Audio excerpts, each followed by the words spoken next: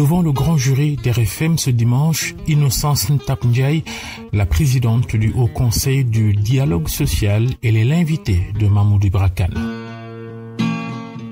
Beaucoup de questions, la tension sociale en cette année sociale, le dialogue social est-il en panne, l'État, le patronat, les syndicats, quelle marge de manœuvre pour le HCDS? Innocence Ntap Ndiaye va également se prononcer sur l'actualité en Casamance, la politique avec la présidentielle de 2019, les questions de genre. Participez à l'émission via les réseaux sociaux avec le hashtag Grand Jury RFM. Innocence Ntap Ndiaye face à Mamoudou Ibra Kane, le grand jury dimanche, 11h10, Radio Futur Média.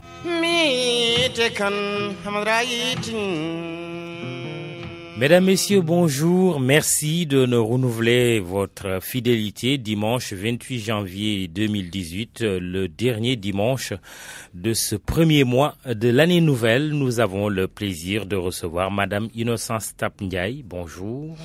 Bonjour Mamoudou Ibra Kane. Je vous remercie d'avoir accepté notre invitation. Vous êtes présidente du Haut Conseil du dialogue social et de l'Internationale francophone du dialogue social, créé à Turin en Italie en marge de l'Académie sur le dialogue social et les relations professionnelles.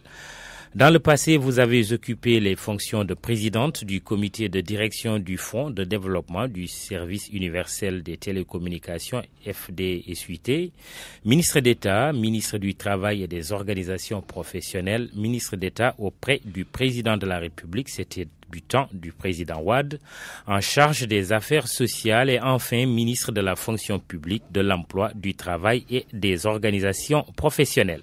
Vous avez récemment été membre du jury national du prix Macky Sall pour l'enseignant, session 2017. Cette émission, pour le rappeler, se fait avec les internautes qui vous ont posé des questions, plusieurs questions même, à travers ma page Facebook. Ils continuent de réagir via les réseaux sociaux Facebook et Twitter avec le hashtag Grand Jury RFM ou directement via notre application GFM et vous, disponible sur Android et Apple Store. Première question, Madame la Présidente, une tension sociale est observée en cette année dite sociale, comme l'a annoncé le gouvernement pour 2018. Quelle compréhension avez-vous de ce décalage en votre qualité de Madame Dialogue Social, si on peut vous appeler ainsi? Je voudrais, Monsieur Kane, que vous me permettiez également de vous remercier pour cette invitation. C'est pas la première fois que je me présente ici, mais c'est toujours un plaisir pour, je pense, ceux qui viennent à votre émission, de partager cet espace d'échange avec RFM, mais également avec tous ceux qui nous écoutent, vos auditeurs, et aussi les internautes au passage, parce que vous m'avez signalé tantôt que vous avez eu beaucoup d'interventions sur votre page Facebook. C'est votre deuxième comparution devant les auditeurs de RFM et du grand jury. Alors j'espère qu'ils sortiront satisfaits un peu de cet échange. Je voudrais également, comme c'est le dernier dimanche du mois de janvier, profiter de votre audience pour présenter mes vœux à tous les Sénégalais, mais surtout également au personnel de RFM et à vous-même.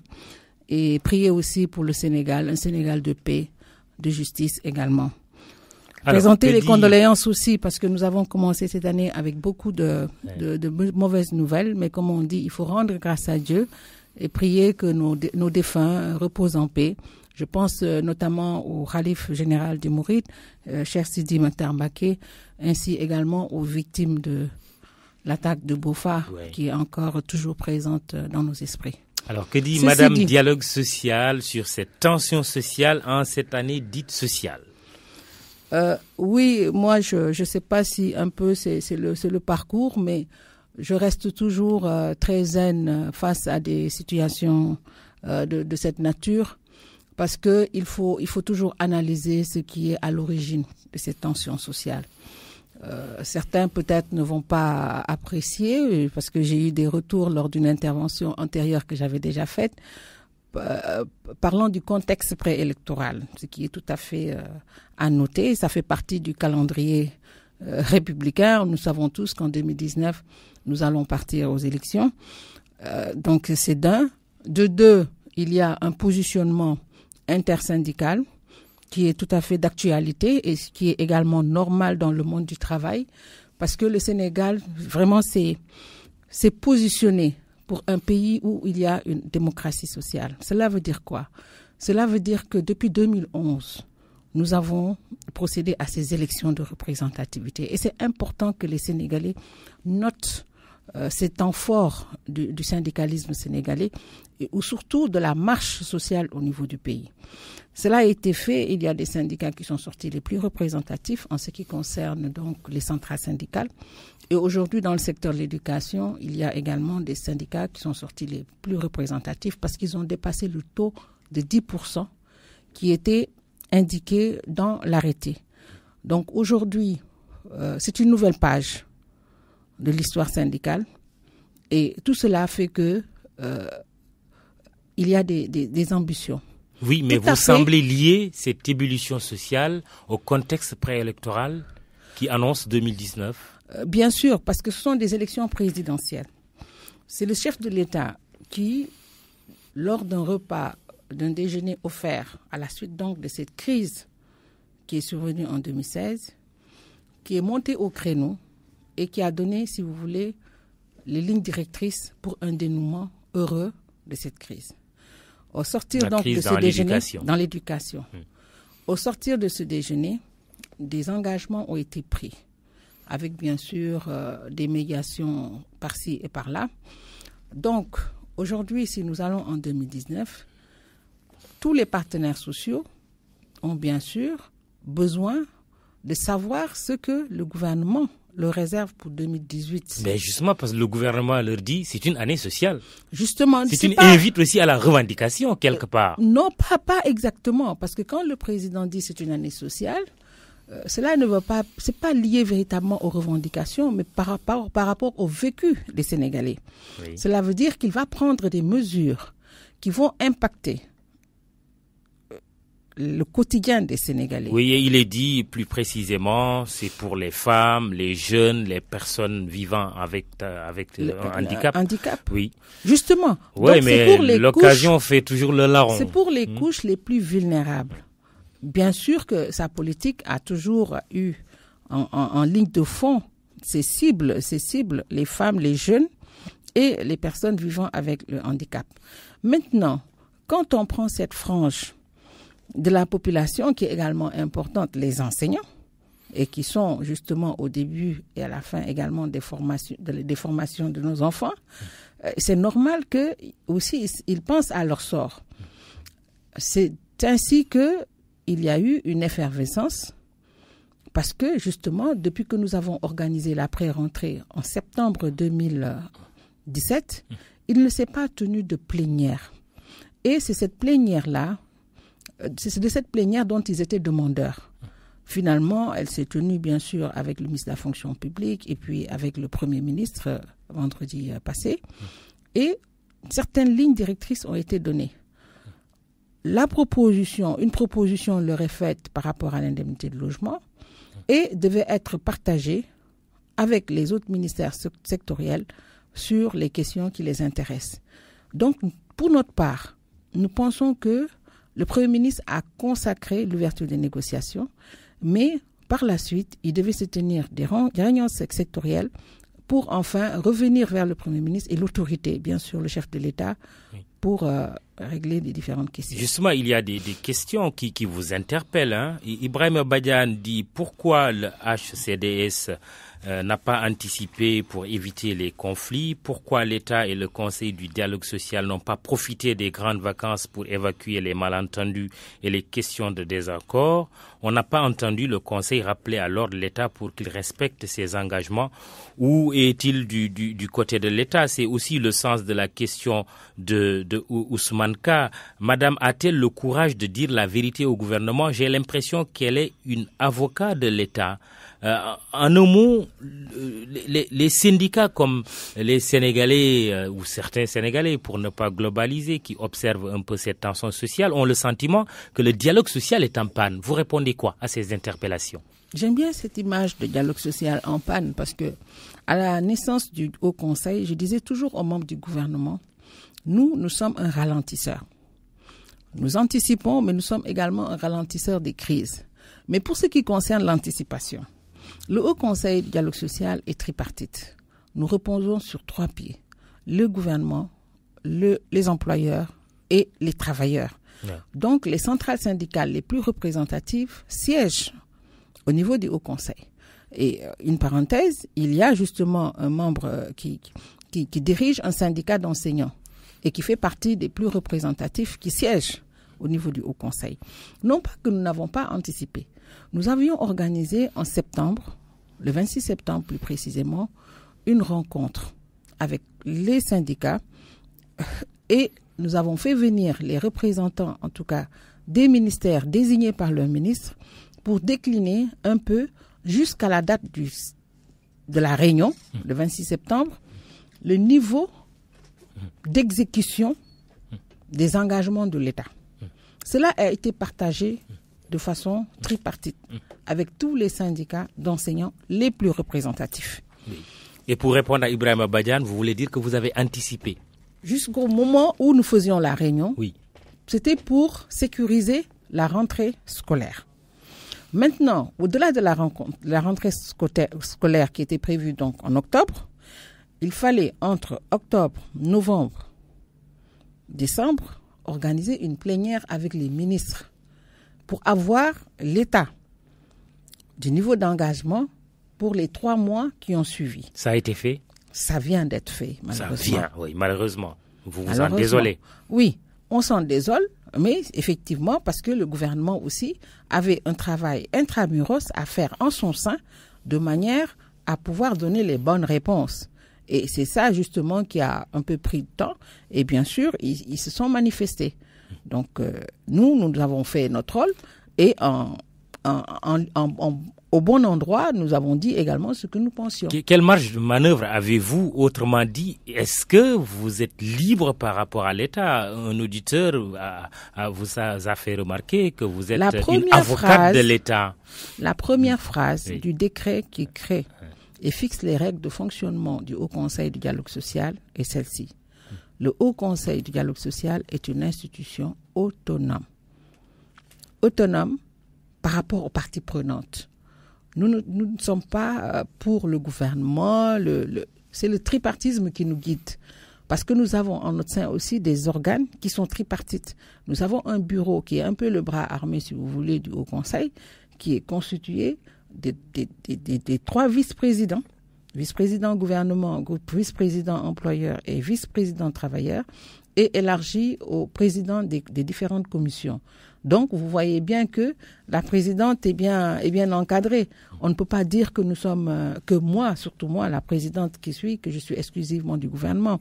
Parfois, le gouvernement pense également que je ne suis pas très tendre avec le gouvernement. Je ne suis pas tenue de dire tout ce que je subis, entre autres. Mais il m'est arrivé d'être dans des positions où je dis véritablement ce que je pense. Est-ce que, disant ce que vous pensez, vous reprochez au gouvernement de n'avoir pas tenu cette fameuse rencontre-là entre octobre et décembre et de ne la tenir que maintenant? En fait, moi, ce que je voudrais... Oui, c'est quoi le fond de votre pensée? Ce que je veux, c'est que le gouvernement s'inscrive de façon claire sur la voie du dialogue social. Le dialogue social est une nouvelle, si vous voulez, un concept, mais le gouvernement a, par la voie de l'autorité, a choisi d'aller dans le sens d'un renforcement du dialogue social au Sénégal, parce que nous avons enregistré des acquis. Il s'agit maintenant pour le gouvernement de s'approprier également les règles de fonctionnement et les différents mécanismes de dialogue social. Le dialogue social, d'abord, c'est un cadre d'échange et de concertation. Alors, plus il y aura des cadres d'échange et de concertation, de partage d'informations, c'est cela qui va faire que le dialogue social va être véritablement quelque chose dont on va pouvoir profiter. Et il faut que toutes les parties prenantes que je viens de citer jouent le jeu. Il y a des règles claires. Il faut qu'ils se voient. Il faut qu'ils échangent des informations et qu'ils soient d'accord sur les différentes façons de traiter les questions qui sont conflictogènes. Et pour ça, il faut du temps. Le dialogue social, c'est du temps. Oui. Il faut également des moyens Parce que le dialogue social aussi, c'est des moyens. Parce que si vous dites, vous mettez dans un protocole, nous allons régler telle question, il faut voir comment. Donc, il y a un monitoring à faire. Et pour cela, c'est seule une gestion de proximité qui peut le faire. Donc, nous pouvons mettre en place des mécanismes adaptés au niveau de chaque département pour que même si le ministre est empêché, qu'il y ait des cadres où les syndicats peuvent se retrouver pour pouvoir échanger sur les questions de l'heure. Et malheureusement, il a fallu cette alerte, mais c'est en train d'être fait. Parce qu'aujourd'hui, il y a tout un mécanisme dont le Premier ministre a dit qu'il va les recevoir tous les 3 mois. Pour nous, c'est bon. Ils ont même demandé à être reçus par le président de la République. Je pense que c'est plutôt le secrétaire général de la CNTS qui a parlé de cette audience avec le président de la République. Oui. Mais le président de la République, avant d'y aller, il y a le ministre du Travail. Et le ministre du Travail vient d'organiser jeudi passé une rencontre avec les partenaires sociaux, en tout cas, pour justement gérer toutes ces questions qui sont pendantes. Alors, je rappelle que l'émission Le Grand Jury de la RFM reçoit la présidente du Haut Conseil du dialogue social, Madame Innocence Ntap Ndiaye. Je reviens un peu en arrière. Tout à l'heure, vous avez parlé de l'enjeu aussi de la représentativité syndicale qui expliquerait tous ces remous en plus de la période de pré-campagne, préélectorale en tout cas. Vous avez parlé de 10% que chaque syndicat était censé avoir. Qu'est-ce que vous voulez dire? Qu'en dessous de 10%, que tous les autres syndicats doivent disparaître? C'est un accord. C'est-à-dire que ils doivent disparaître, ceux qui n'ont pas fait 10%. Non, ils ne disparaissent pas. Oui. Parce que qu'est-ce qu'ils doivent devenir? Ils ne peuvent pas disparaître. Parce que le Sénégal a ratifié des conventions internationales de l'Organisation internationale du travail qui consacrent la liberté syndicale. On ne peut pas faire disparaître un syndicat comme ça. Pourquoi la condition de 10%? Par contre, c'est eux-mêmes qui ont arrêté ce seuil. Et c'est intéressant parce que en 2011, lorsque à l'époque moi-même j'avais organisé les élections de représentativité, l'arrêté est consensuel. Ils ont dit il ne faut pas mettre de seuil. Ce sont les syndicats eux-mêmes qui ont dit, comme c'était la première expérience, de ne pas mettre un seuil de représentativité. C'est-à-dire en ce moment-là, à partir des résultats, c'est l'autorité qui va apprécier et qui va définir s'il y a 4, 5 ou 6 syndicats qui vont être à la table de négociation. Donc, c'était une marge de manœuvre qu'ils avaient prise eux-mêmes. À l'organisation des deuxièmes élections de représentativité, d'accord partis, gouvernement et syndicats ont convenu de mettre un seuil au-dessus duquel les syndicats vont être considérés comme représentatifs. Finalement, ils ont mis le seuil de 10%. Consensuel, l'arrêté consensuel. Ils sont partis donc aux joutes électorales et au-delà, par exemple, pour ce qui concerne les syndicats d'enseignants, il y a 7 qui sont sortis les plus représentatifs. Maintenant, qu'en est-il des autres? Les autres, bonne question. Ils vont être toujours des syndicats. Mais ce que nous avions dit, c'est que si on applique de façon claire les choses, les règles du jeu, ils ne pourront pas participer aux négociations. Parce que nous avions une table de négociation qui était presque de 42 syndicats. Les Sénégalais ont vécu ça et je pense que si on est allé dans les secteurs pour faire les élections, c'est que l'opinion publique avait vraiment dit qu'il fallait absolument rationaliser. À l'image des 47 listes aux dernières élections législatives. Tout à fait. Donc, vous voyez bien que ça, sur le dialogue politique, donc, c'est un point. Si on applique la règle, tous ces syndicats qui n'ont pas obtenu 10% ne seront pas présents à la table de négociation. Par contre, ils peuvent librement mener leurs activités. Nous-mêmes, nous pouvons peut-être... Oui, mais il se trouve que beaucoup de ces syndicats s'agitent aussi sur le terrain. Et cela en rajoute un peu à la tension. Et à la confusion. Maintenant, c'est les règles du jeu. C'est eux qui ont accepté le taux de 10%. Vous êtes pour qu'on applique les règles du jeu strictement? Oui, je pense. Ou bien qu'ils discutent avec les syndicats majoritaires pour faire porter leurs revendications. Pour se faire parrainer. On revient au fameux parrainage. Oui. Voilà. Parce que aussi, il faut rationaliser aussi la vie et politique et syndicale. Très bien. La vie politique, on en parlera tout à l'heure. Alors, le paradoxe est qu'il n'y a pas longtemps, votre organisation a fait le point c'est ce que j'ai lu dans vos documents, sur la situation des préavis de grève et du dialogue social dans le secteur de l'éducation, de la santé, des collectivités locales et de la justice. Il se trouve justement que c'est dans ces secteurs qu'il y a plus de remous. Une absence de dialogue ou un dialogue de sourds. C'est quoi finalement? C'est le secteur public de façon générale, l'éducation, la santé, c'est les secteurs les plus conflictogènes qui sont identifiés. Depuis notre mise sur pied, qu'on a identifié comme étant les secteurs les plus conflictogènes. Nous avions fait dans notre premier rapport, nous avions effectivement évoqué ces différents secteurs. Les collectivités locales, il y a une raison. C'est un peu la mise en œuvre de la fonction publique locale qui est un peu le point d'achoppement. Et au niveau du gouvernement, il y a un plan d'action qui a été élaboré, qui va être partagé avec les syndicats. Il y a une réunion s'est tenue le vendredi, parce qu'au niveau du ministère de la gouvernance locale, il y a une cellule de veille. Cela, nous l'avons mis sur pied avec le ministre à l'époque, M. Abdoulaye Diouf Sarr. Il y a une cellule de veille au niveau du ministère qui est composée de plusieurs de représentants d'autres départements impliqués, mais surtout, il y a la présence des travailleurs. Donc, ils doivent partager ce plan d'action et voir comment mettre en œuvre.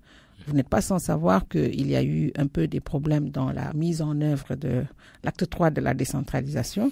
Et tout ça, cette difficulté, ce sont ces difficultés qui se sont reportées dans le secteur. Alors, deux tableaux pour mieux comprendre. Les revendications syndicales parlent du SMIC qui doit être relevé, qui date de 21 ans. Depuis lors, il n'a pas bougé. Il faut donc augmenter le SMIC, le salaire minimum interprofessionnel garanti, révision des conventions collectives et de la convention interprofessionnelle. Pour les conventions collectives, le secteur de la presse même est concerné. Les enseignants réclament l'équité dans le traitement salarial au sein de la fonction publique, une indemnité de logement. J'estime que les 6 000 francs, c'est peanuts. Mais le ministre du Travail a réagi en marge de la rencontre qu'il a tenue cette semaine en disant que l'État a plutôt consenti d'énormes sacrifices, d'énormes efforts dans le secteur de l'éducation. Il a évoqué des centaines de milliards de francs CFA investis pour la résorption des abris provisoires, le relèvement de l'indemnité de logement des enseignants. Et il dit qu'il y a eu 12 milliards qui seront mis sur la table ce mois de janvier et que l'indemnité de logement n'est pas de 6 000, mais de 10 000 à 11 000 francs CFA. Finalement, il y a un dialogue de sourds. On ne parle pas le même langage. Nous n'avons peut-être qu'entre le gouvernement et les syndicats d'enseignants, vous voulez dire? Oui. Les syndicats d'enseignants, si je peux commencer par eux, ils ont une préoccupation. Leur préoccupation majeure, c'est la mise en œuvre du protocole signé en 2014. Donc, c'est ça leur problème.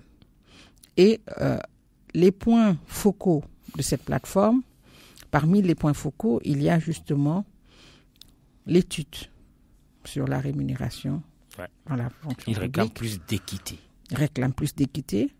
Et il y a toutes les autres questions, la dématérialisation. Est-ce qu'ils n'ont pas raison? Il y a parce que nous tous nous disons l'enseignant, il est indispensable, c'est celui qui nous forme à la vie, qui nous forme au savoir, qui nous forme à être compétitif dans un monde de compétition. Mais inversement, il a le sentiment qu'il est maltraité par rapport aux autres fonctionnaires de l'État. Est-ce qu'il a raison? Sur les fondamentaux de leurs revendications, je pense que tous les Sénégalais reconnaissent en tout cas la valeur de l'enseignant.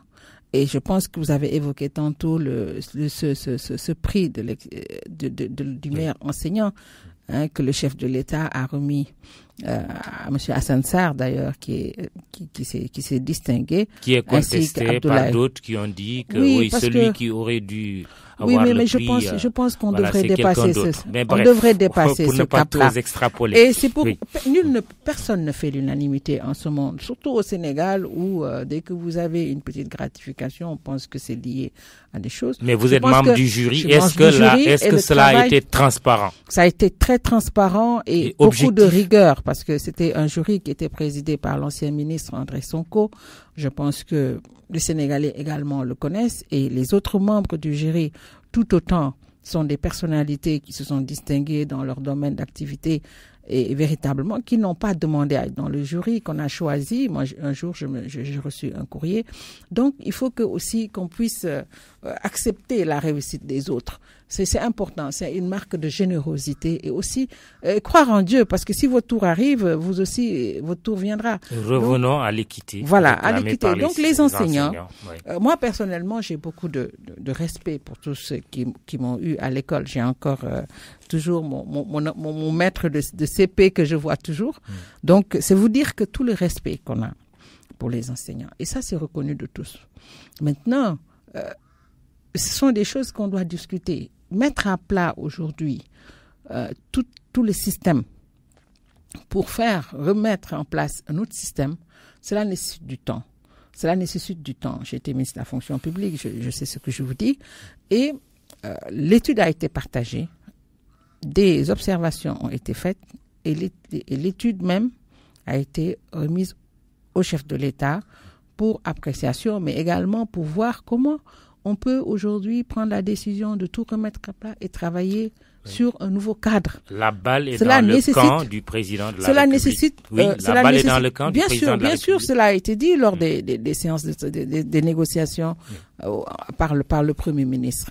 Maintenant, pour ce qui concerne le SMIC, la réunion avec le ministre du Travail, je pense que le ministre du Travail a communiqué par rapport à cela. Ce qu'il y a, c'est qu'il y a une commission qui est mise en place depuis des années au niveau du ministère du Travail pour le SMIC.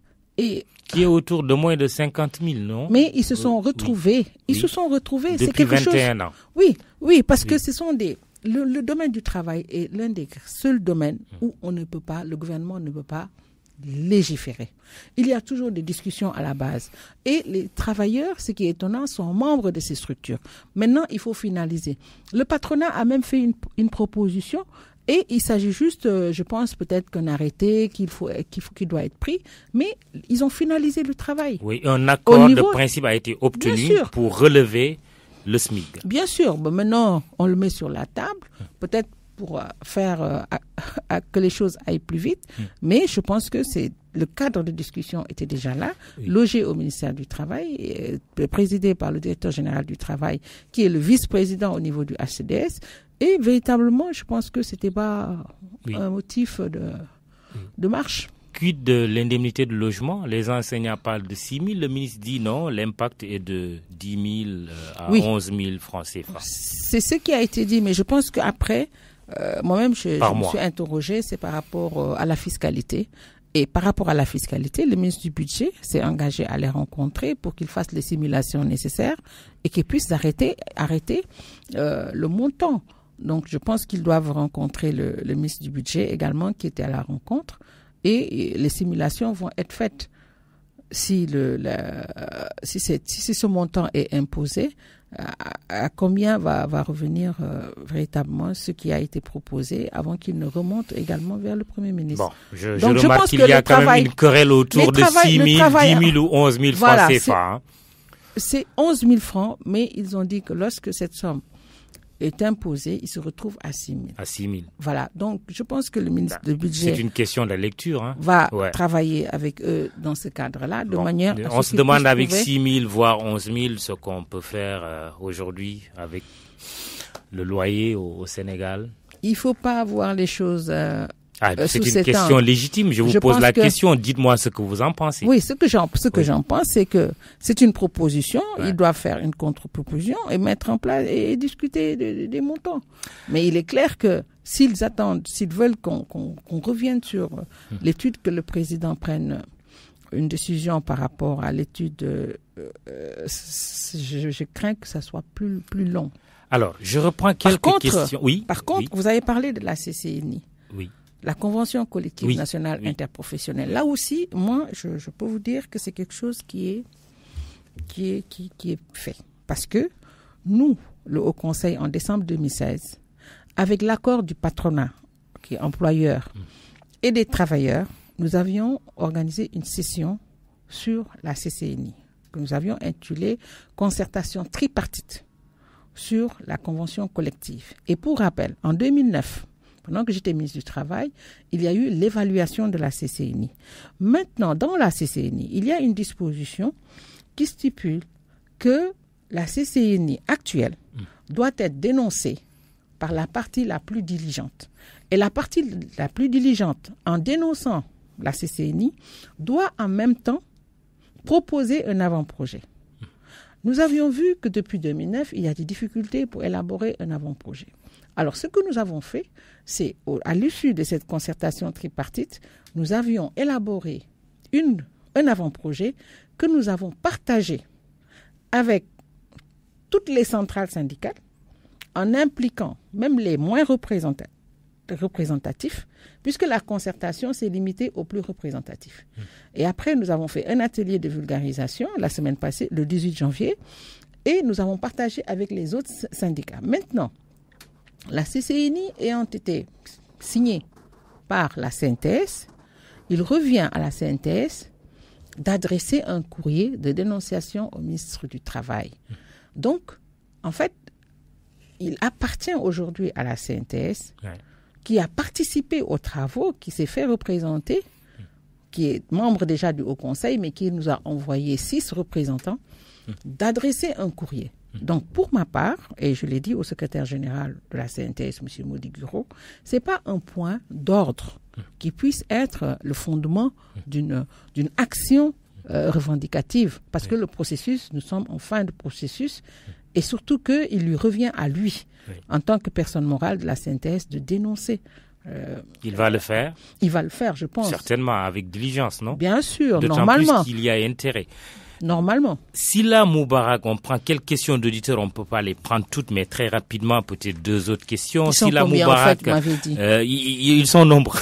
3000. Oui, il y a eu plus de 3000 réactions. Il y a eu, tout le monde n'a pas posé de questions, bien entendu. Silla Moubarak qui dit, votre invité est une personne bien indiquée pour parler des relations entre État et syndicats, car elle fut ministre du Travail. Cependant, elle est parfois mal à l'aise devant un État qui ne respecte jamais ses engagements, un patronat qui ne se soucie que de son chiffre d'affaires. Quels sont les pouvoirs que son institution dispose pour installer un dialogue franc et sincère entre les 3 parties? Morgnan, depuis la création du HDCDS, il y a un dialogue permanent avec les syndicats, mais l'obstacle majeur de ce dialogue est le non-respect des accords signés avec l'État. Dans ce cas, à quoi sert le dialogue? Très rapidement. Le dialogue n'est pas... Il ne faut pas comprendre le dialogue comme étant cet instrument ou cet outil qui va tuer la revendication. La revendication, elle ne peut être que permanente. Dans un lieu de travail, on ne peut pas tuer la revendication. Ça, c'est même antidémocratique. Et au niveau, en tout cas, du monde du travail, à chaque fois, quand on est sur un lieu de travail, la revendication est présente. Le dialogue social, c'est pas la mort de la revendication. Ça, il faut vraiment que cette image-là, qu'on puisse l'annihiler. L'entreprise vit de la revendication. L'entreprise vit de la revendication. C'est les rapports de travail. Je suis pas très marxiste, mais c'est toute la théorie de l'outil de travail par rapport à l'homme qui est sur le lieu de travail. Donc, c'est pas notre objectif. Notre objectif, c'est de réduire autant que faire se peut les risques de conflit dans le milieu du travail, parce que le Sénégal a marqué des points par rapport à la marche de la démocratie sociale dans ce pays. Nous avons eu un pacte de stabilité. Aujourd'hui, que beaucoup d'autres pays nous envient parce que nous sommes un peu précurseurs. Et ce pacte de stabilité, c'était d'arriver à mettre autour de la table les syndicats, l'État, l'employeur. Parce que aussi, les employeurs ont des revendications. Les employeurs ont des revendications. Ils disent, on ne peut pas nous demander d'améliorer les conditions de travail des travailleurs quand, par exemple, par des lockouts, par des grèves, on se retrouve avec un chiffre d'affaires qui n'est pas du tout bon. Il y a la question de la compétitivité. Quand vous entendez M. Beydi Agne souvent au moment des assises de l'entreprise, je pense que vous voyez qu'il a des revendications qui sont adressées et aux travailleurs et au gouvernement. Donc c'est ainsi que marche le monde du travail et il faut le prendre comme tel. Donc il faut, quand on est ensemble autour du dialogue social, il faut que chaque parti atteigne peut-être ses objectifs tout en prenant en compte les préoccupations de l'autre partie prenante. Oui. Et c'est ça tout le charme également du dialogue social. Mais la question qui est revenue systématiquement, c'est que est-ce que vous pensez que l'État, tout comme le patronat, respecte vraiment leur engagement, mais surtout l'État? L'État, je pense que a également un cadre.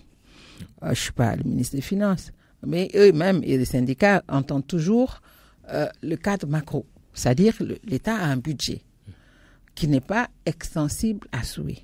Ce que nous avons dit, et ça c'est ressorti lors de la session que nous avons faite avec le ministère des Finances, parce que nous leur avons dit, il faut que dans votre plan d'action aussi, vous inscriviez les indicateurs de stabilité sociale. Que nous puissions identifier avec vous quels sont les indicateurs de stabilité sociale. Parce que l'objectif pour l'État, c'est d'atteindre, aujourd'hui nous sommes le PSE. Si nous voulons atteindre les objectifs du plan Sénégal émergent, il ne faut pas aussi qu'on demeure dans un cycle de grève perpétuelle. Donc, qu'est-ce qu'on peut faire pour éviter cela? Ce que nous devons faire, et que nous devons faire certainement les prochaines années, c'est de rencontrer le ministre des Finances avant, justement, autant on fait une pré-rentrée, autant on rencontre le ministre des Finances avant la rentrée, pour qu'il puisse nous dire si dans le budget, ils ont pris en charge tout ce qui est revendication à caractère à incidence financière. Parce que en cours d'année, lorsqu'on se retrouve comme ça dans des situations, il est clair, aussi bien pour les parents d'élèves que pour le gouvernement, que pour les Sénégalais lambda, ce n'est pas du tout intéressant. On va terminer très rapidement sur ces questions sociales parce qu'il y en a d'autres. Ma question, vous y avez répondu un peu en partie. Quelle initiative comptez-vous prendre en tant qu'au Conseil du dialogue social pour éviter une grève générale qui semble se profiler à l'horizon? Et puis, j'y ajoute cette question de Kambano sur Twitter. À votre invité de ce dimanche, je fais remarquer qu'au Bénin, fin décembre 2017, une loi a arraché le droit de grève aux fonctionnaires de certains secteurs. Est-ce qu'il n'est pas temps qu'une solution de ce genre soit trouvée au Sénégal dans le secteur de l'éducation, par exemple? Oui, je ne pense pas du tout que ce soit comme comparaison n'est pas raison. Au Bénin, il y a eu une grève générale. Oui, ici aussi, il y a une menace de grève générale si on entend les syndicats. À ma qualité peut-être de présidente de l'International francophone dialogue social, le Bénin est membre. Donc, j'ai eu à prendre langue avec M. Atikbe Guillaume, qui est le président un peu mon homologue au niveau du Bénin. Et aujourd'hui, la question est réglée. Je pense même que le président de la République a pris une mesure. Donc, je pense que c'est pas la solution pour rapporter cette loi. Non, c'est pas la solution. Je pense pas. Et puis, le Bénin n'est pas le Sénégal. Quelle initiative comptez-vous prendre pour éviter une grève générale? Parce qu'il y a la menace qui est là. Ça dépend des grilles. Il y a même des ordures. Dakar est envahi d'ordures. Les concessionnaires sont également en grève. Ils réclament, selon le cas, 8 milliards ou 17 milliards à l'État. C'est une grève générale. Vous avez déjà vu la marche. C'est la synthèse qui l'a portée. C'est la première centrale syndicale. Avec les partis politiques. Avec une jonction, bien sûr, des partis politiques. Comme je vous ai dit, nous sommes en train de marcher vers des élections présidentielles. C'est la période également des surenchères aussi. Les partis politiques, je pense qu'ils ont d'autres choses à faire. Maintenant, par rapport à ce risque de grève générale, il y a bien sûr des secteurs en ébullition. Les secteurs que j'ai cités tantôt, et puis le secteur du nettoiement. Et c'est le contexte. C'est le contexte. Mais on sait que dans quelques jours, il va oui. se tenir au Sénégal une grande conférence sur le partenariat mondial pour l'éducation. Je pense qu'aussi, on ne gagnerait pas à donner une mauvaise image de notre pays. Cela est extrêmement important.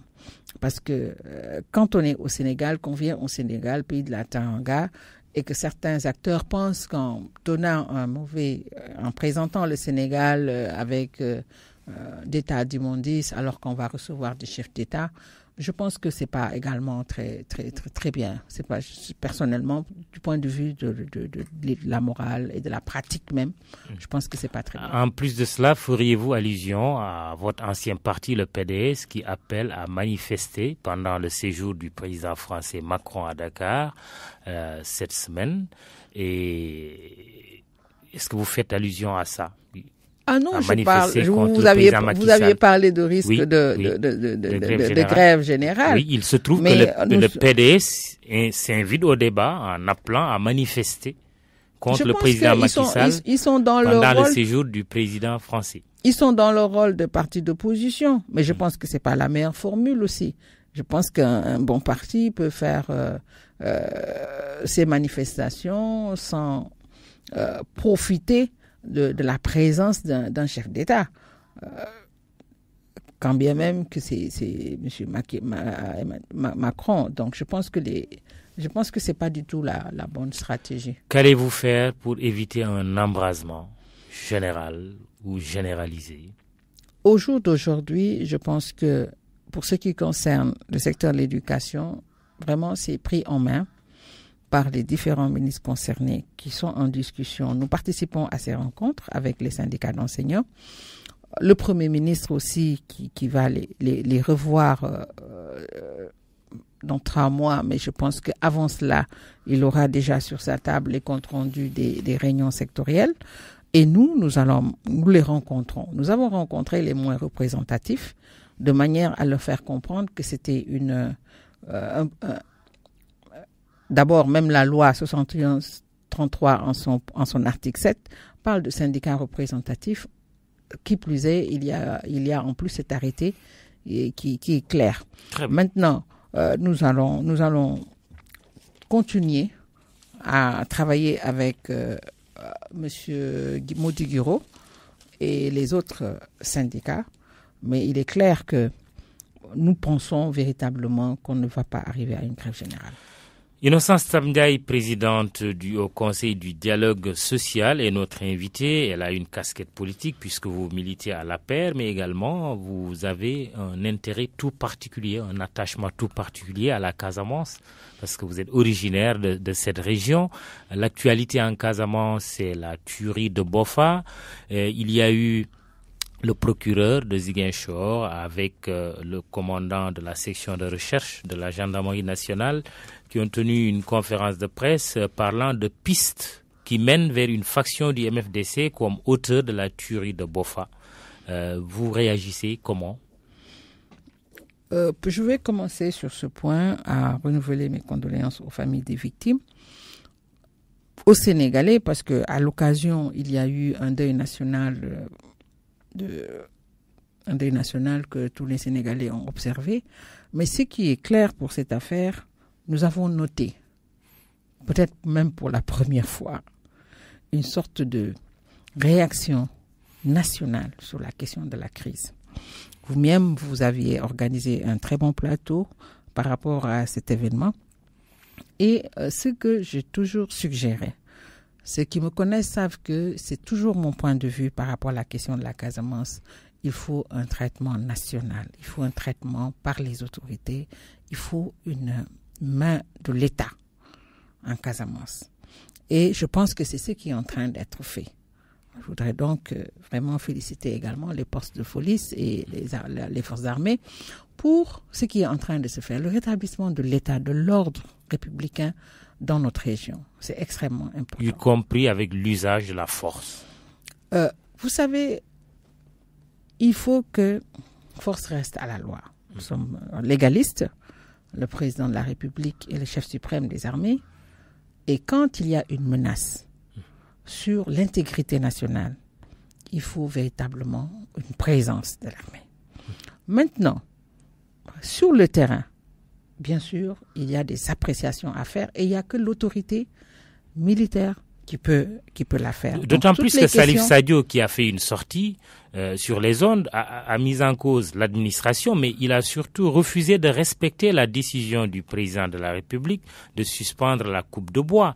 Et je rappelais tout à l'heure que le procureur de Ziguinchor et la gendarmerie, selon les premiers éléments d'enquête, ont dit que cette tuerie, la piste des commanditaires ou en tout cas des auteurs mène vers une des factions du MFDC.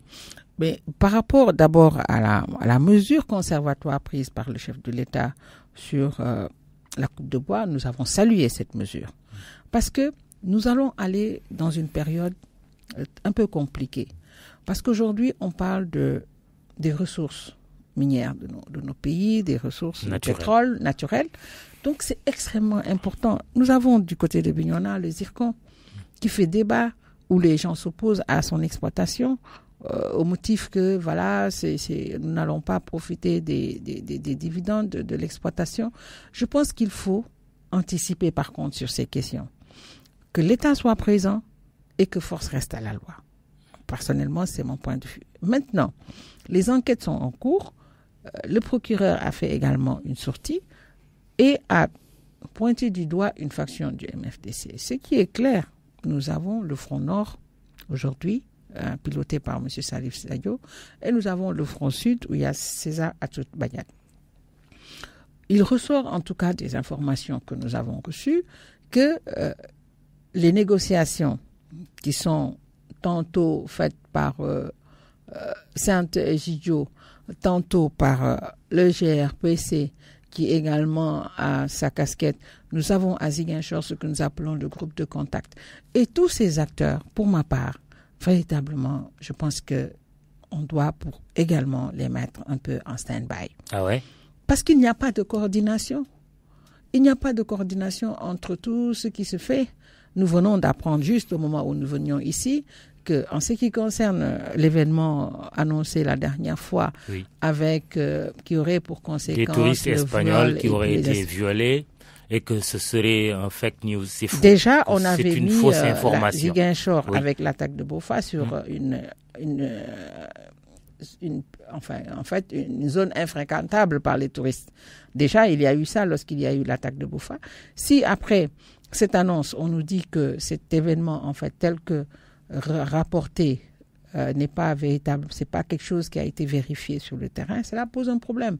Cela veut dire véritablement qu'il y a de la désinformation. Et à qui cela profite? À qui? C'est un questionnement. Vous n'avez pas de réponse?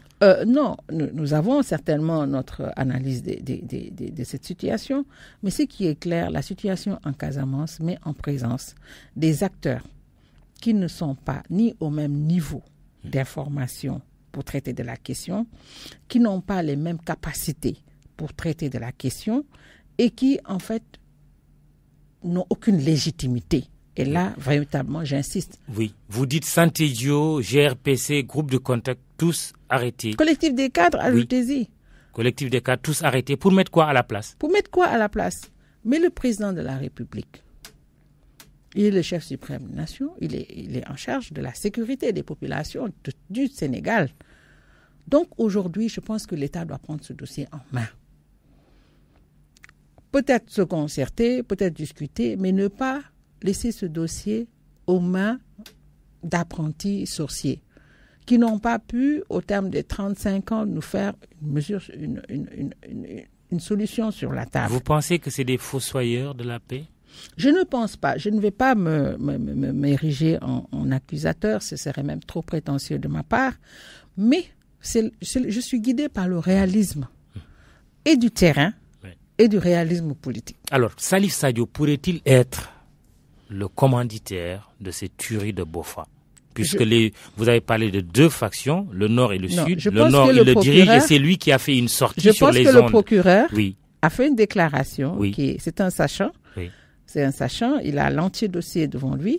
Je ne peux pas me substituer à un procureur. Par contre, moi, je voulais me situer juste sur les perspectives. Je pense que nous, aujourd'hui, en tant que fils de la Casamance, j'ai toujours accusé le titre de cadre de la Casamance. D'ailleurs, beaucoup de gens ont réagi pour dire, mais c'est qui des cadres? Quelqu'un même m'a appelé et m'a dit, il paraît que c'est vous les cadres. J'ai dit non.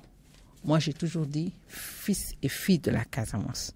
Il m'a dit, et c'est quelqu'un du MFDC, il m'a dit, le cadre, quand on prend la construction d'une maison, c'est un cadre, il n'a pas de porte. Donc, ça veut dire qu'en fait, nous sommes des moitiés casamassés. Ils estiment que nous sommes à Dakar et que, bon, nous sommes dans les positions. Alors, mais ce que je veux dire, oui, c'est que,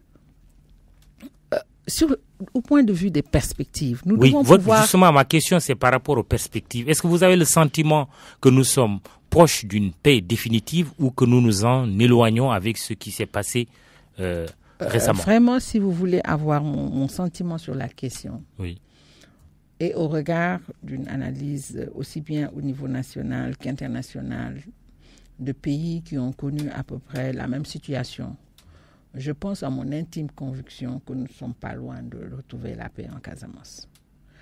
Il est clair que lorsque ce type de rébellion commence à se terminer, il y a une sorte de positionnement des forces. Aujourd'hui, nous avons deux forces en présence, le front sud, le front nord. Il y a des questions qui sont tout à fait culturelles.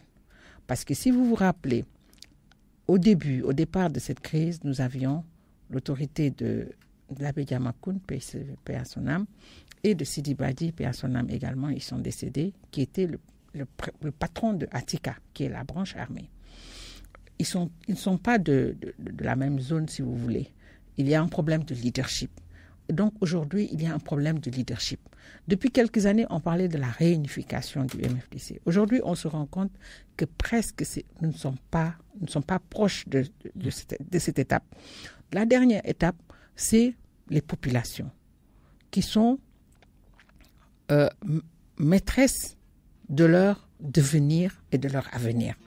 Il y a absolument un choix à faire et le choix est fait. Les populations de Casamance, dont je fais partie, oui, ils veulent la paix. Ils veulent aller immanquablement vers une paix définitive. Il faut que l'État les accompagne. Il faut que l'État encadre le processus de paix, le prenne en main de manière à ce qu'on soit véritablement dans cette dynamique. Moi, c'est mon vœu, oui, et je vais le réitérer, oui, en tout cas à tout le monde.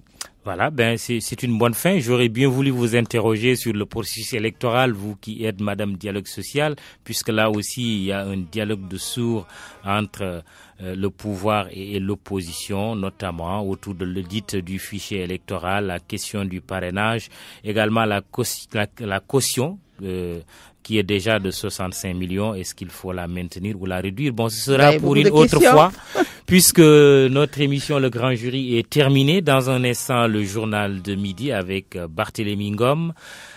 Émission présentée avec un immense plaisir par Mahmoud Ibrakan, à la technique Vincent Diop, digital manager Maguette Koulibaly. Notre invité, c'était Innocence Tap Ndiaye, ancienne ministre d'État et présidente du Haut Conseil du dialogue social. Merci d'être revenu au Grand Jury. Merci, bon dimanche. Merci. Rendez-vous dimanche prochain. Et bien de choses à tous les membres de votre personnel. Merci. Je vous remercie. Au revoir. Merci.